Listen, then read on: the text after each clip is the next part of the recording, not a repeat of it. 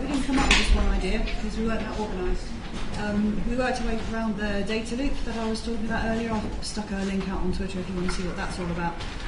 It's an exercise in designing with data. So you look at a problem or a scenario, you say what data comes in, what data goes out, how does it flow around your system, how does it transfer between departments, what systems does it go into and out of, what stuff would you do with that to make it better.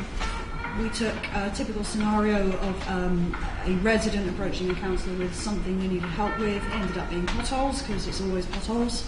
Potholes, poo or parking, basically, is what we get in Devon. Those are the three main issues. And we just found that as you went round the loop, you were talking about, well, where does that information go? Why doesn't that get shared? If you shared where the potholes were, people could avoid them.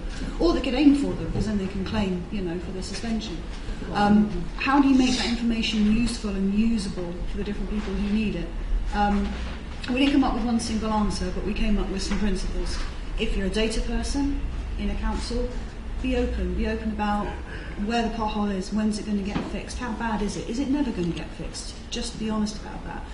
And Sim, I think, is going to write a game which you can use to find out where the worst potholes are, plot your routes, you can drive around them all, and claim from the council multiple times, or from different councils, and make loads of money.